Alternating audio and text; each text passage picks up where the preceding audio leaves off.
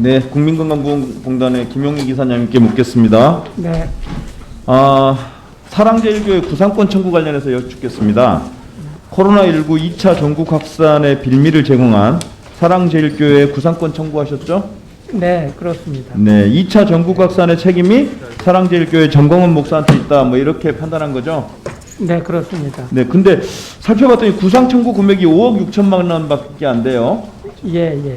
사랑제일교회 자체 확진자가 1168명이고, 그리고 전국으로 확산된, 그러니까 즉 광화문 집회를 통해서 확산된 사람들이 647명에 달하는데, 네.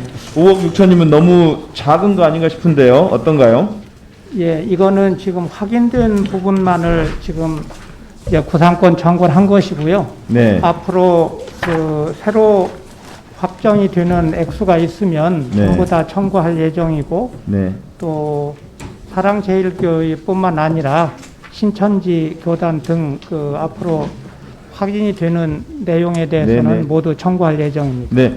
그 감염병 예방법 위반자 중에서 의도적인 조사 방해자, 그리고 도망가거나 거짓 증언을 한 자들, 그리고 허위 사실을 유포하고 치료를 방해한 자들에 대해서는 단순 치료비 부담만으로는 안 되겠다. 이 자들에 대해서는 좀 가중 처벌이 필요한 거 아니냐, 이런 생각이에요. 그리고 특히나 광화문 집회를 주도하고 이 전국적 확산의 기폭제 역할을 한 정광훈 목사 등 이런 주도자들에 대해서는 좀 특별한 책임을 물어야 되는 거 아니냐. 그러니까 즉 이들 때문에 2차 확산이 되면서 사회적 거리두기 2.5단계로 상향됐고, 그로 인해서 엄청난 국가 경제와 가계 경제에 심각한 피해를 입혔단 말이죠. 이런 정광훈 목사 등에 대해서는 이 가중 처벌할 수 있는, 책임을 물을 수 있는 방법을 찾아주시기 바랍니다. 네, 검토하겠습니다. 네.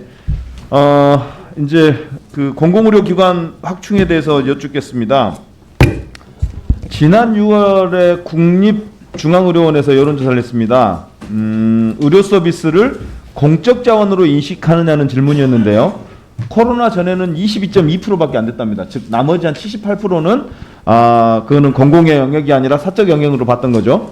근데 코로나19 후에는 이 비율이 67.4%로 상향됩니다. 약 3배 정도가 늘어나는데, 이것은 의료 서비스를 공공재로 생각한다는 의미와 함께 정부가 수준 높은 의료 서비스를 국민들에게 제공해 달라라는 이런 기대와 요구가 반영된 거겠죠?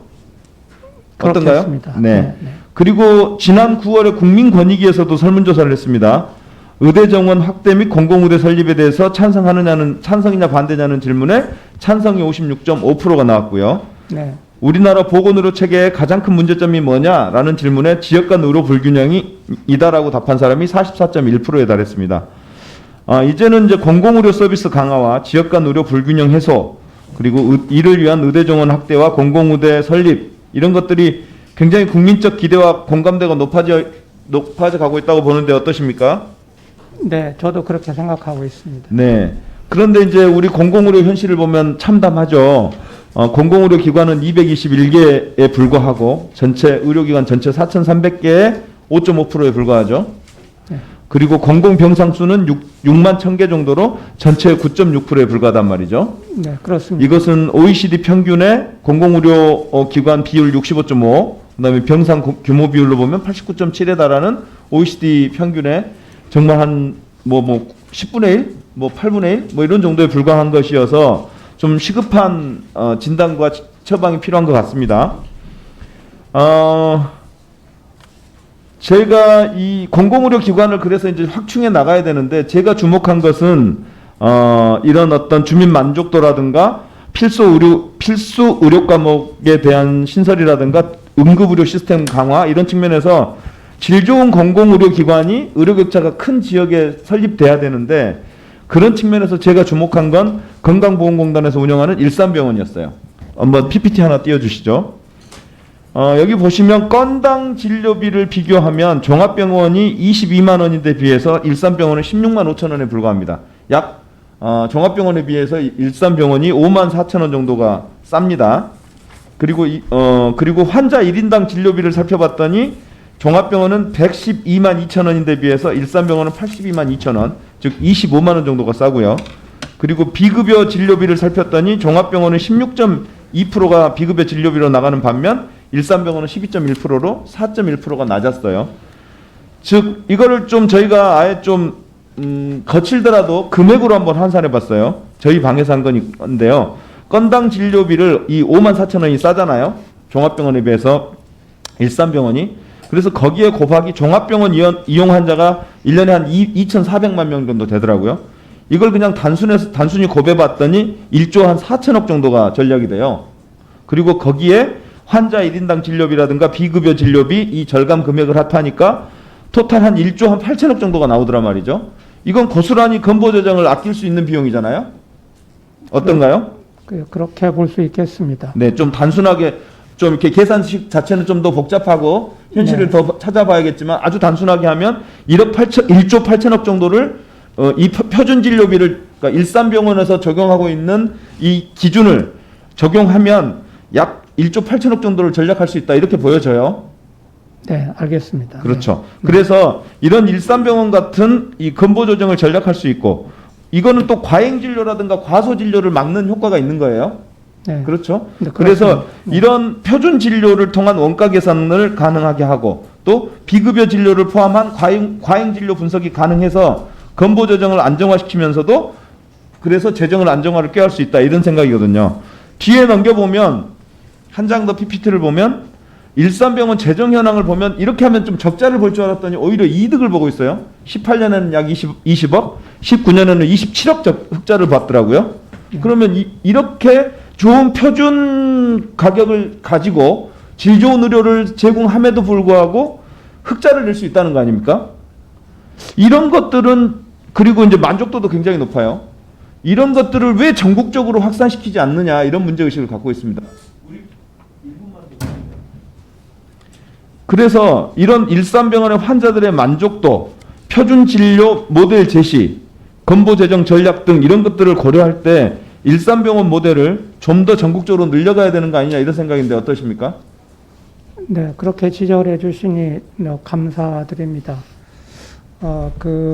지금 이제 제가 답변을 그리고 마무리 하나 그냥 질문 네. 하나만 더 할게요. 한꺼번에 답해 주세요. 네. 그러면 이 일산병원 같은 모델을 전국적으로 확충할 우리 건보공단의 계획이 있는지 그리고 이 건보공단의 계획이 있음에도 불구하고 실행이 늦어지는 뭐 특별한 이유가 있는 것인지 이런 것들을 좀 같이 대답해 주시고요.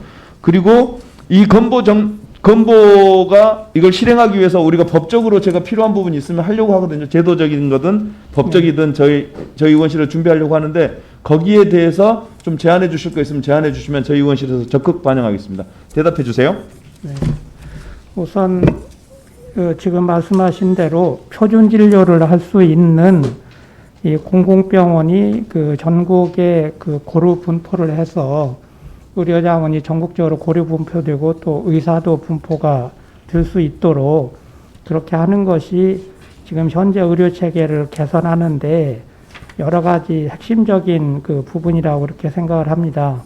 저희 건보공단은 그 병원을 그 직접 많이 가질 수는 없겠지만 그 원가 계산과 이런 표준 진료 모델을 개발하기 위한 복수계의 그 서너 개 정도의 공단 직영병원을 가지기를 오래전부터 희망해 왔지만 그 이제 사회적 동의 또는 정부의 승인을 얻지 못해서 지금 그렇게는 하지 못하고 있습니다. 지금도 그 추진을 계속하고 있어서 의원님 많이 도와주시기 바라겠습니다.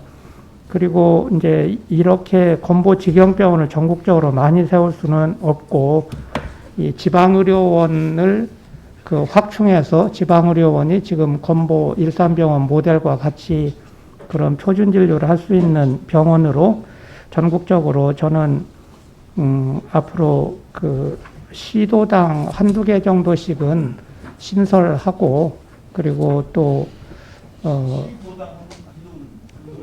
네, 정도는 기본적으로 좀 신설을 좀 하고 그리고 이 현재 있는 그 공공병원들도 획기적으로 그 기능을 보강하고 시설을 보강해서 제 역할을 할 수 있게끔 그렇게 도와줘야 된다. 그래서 그게 앞으로 이제 일반적인 의료뿐만 아니라 전국적인 그 이제 방역 문제나 응급 의료를 그 풀어가고 필수 의료도 공급을 해나가는 그런 실마리를 잡는 계기가 될 수 있었으면 좋겠다. 그렇게 생각하고 있습니다. 잠깐만요. 죄송합니다. 오전에도 말씀드렸는데 저 이사장님 네. 친절하게 설명해 주시는 건 좋은데 예. 조금 압축해서 해주셔도 예, 이제 그렇게 오전에 하겠습니다. 많이 내용이 죄송합니다. 나왔기 때문에 네. 조금 압축해 주셔도 네, 좋겠습니다. 죄송합니다. 예. 마무리하겠습니다. 그 오늘 인용 자료가 굉장히 좋은 자료인데요. 이게 건보에서 2010년에 연구한 자료예요. 네. 최근 자료를 찾아봤더니 없어요. 네. 그러니까 공공의료기관의 장점이 잘 정리됐고 이 표준 모델로서의 공공의료기관이 얼마나 큰 역할을 하는지를 아주 잘 보여주는 좋은 연구라던데 최근 자료는 없어요. 네. 이런 연구들은 좀 적극적으로 공부해서 좀 더 적극적으로 이런 연구를 해야 되는 거 아니냐 싶은데 네. 뭐 그런 부분에 대해서도 적극적으로 해주실 거죠? 네, 그렇게 하겠습니다. 네. 네, 수고하셨습니다. 다음은 존경하는 강선우 의원님 질의해 주시기 바랍니다.